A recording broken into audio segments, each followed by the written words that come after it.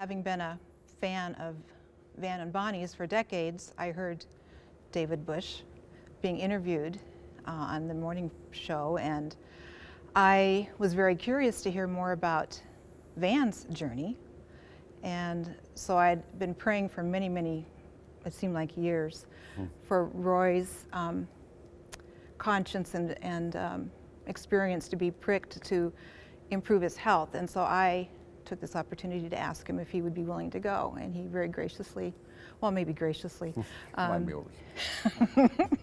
he agreed to go regardless. And so that was the beginning of how we got into the door.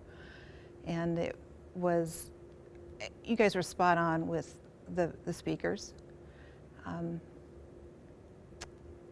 Van obviously was what our draw, and oh, I can't remember the other guy's name.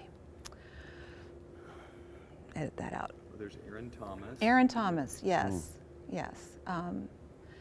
Him speaking about platform and opportunity and how that might be coming from a place not positive, but can be used of God. Knowing that she is a WHO listener to the nth degree and has been for many years, as she said, Jene told me about this conference. And coming into it, I was a tad bit skeptical, maybe, but I knew it meant a great deal to her. And while I was skeptical, I guess I would acknowledge that I was also a little bit open to it, because I knew that I was at a level of poor health that was not going to serve me well going forward. You know, one of the keys for me is that, yes, it did include things like physical activity. Okay, let's start over. What did it inspire? Thank you. Yeah. Okay. For me, during the Inspire conference, I found that they were addressing an area that really had not been actively engaged in my life anyway. I was used to hearing things around physical activity, around diet, but what really happened to me that was significant at the Inspire conference is that it suddenly dawned on me it really is a spiritual issue. And I remember saying to someone, you know, this is a lordship issue. And with lordship, sometimes it's kind of one big yes followed by a whole lot of uh-huhs. And that's what this was going to become for me, is I knew I had to make some choices, and that they weren't going to be just choices about what I eat alone or what I do from an activity standpoint, but it was choice about, am I going to be available for kingdom work? And I knew as my years have been progressing, 30 years sitting at a desk and being very inactive, that my next 20 years were not going to be very productive for the kingdom. And I didn't know what to expect from the Inspire conference. I was pleasantly surprised as I walked in. I saw some familiar faces, and I'm glad to report that when I walked out, I had some new acquaintances. So that was a blessing. Our strategy was, during the breakout sessions, he would go to one and I would go to another, so we could cover a lot of ground. And we went together for the Fit for the King session, which was phenomenal and opened our eyes to many things about availability, both financially, physically, about how we can be available to say yes to God and opportunities that come our way. That was a new thought, and I remember chasing David down the hall afterwards and tapping him on the shoulder and saying, this was phenomenal. I've never heard this message before. In all my decades of going to church and going to different Christian programs, I've not heard that message.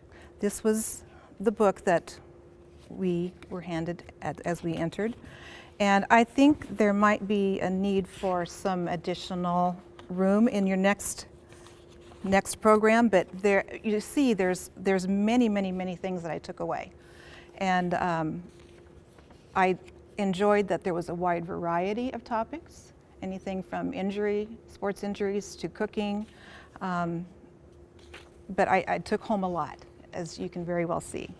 Well, for me, the follow-up from the Inspire conference was at a couple different levels. One is just God's Spirit continued to prompt just my own heart, is I realized I had three idols that were not serving me and certainly not honoring God. And so I realized that if I were going to continue on the path I was on, then I was giving myself to three idols. And those idols were comfort, convenience, and calories.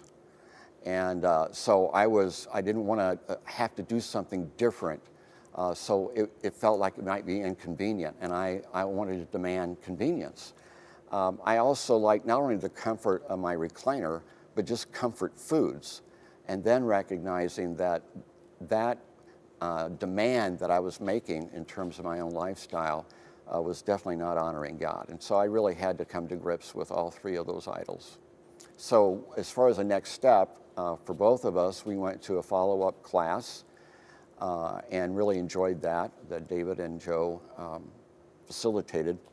And it was during that, I think, again, that some of the questions and some of the issues God just used again to really provide some clarity. And so by the end of those 7 weeks, I knew that I needed to make another type step. So I asked Joe if he would be kind enough to work with me. And so we've been doing that now for about 5 months. Bottom line for me is I've dropped about 32 pounds. So I'm about halfway to where I want to be. But more importantly, I'm just more available. I can tell that I can move easier, and I want that to continue. Well, there was no question that we wouldn't come back. We definitely walked out the door knowing we were going to come back should you have it again. And one of the things I'm hoping to fulfill is to recruit other people to come and hear messages that would minister to their hearts and their availability. And you don't ever just hear a message and then it's one and done. You've got to spruce it up, you've got to freshen it up, you've got to hear new voices, and we would like to, I think, be a part of those voices that help other people turn their lives to a new beginning. 6 years before the last Inspire conference, I stumbled upon my physical fitness regime that I have been able to stick with for 6 years. So in watching his health and inactivity decline, of course my concern raised over all these years. And his mother and I have been praying that something would spur him on. I had thought, well, maybe it's going to be our daughter's wedding. You know, that will help him work, or our granddaughter.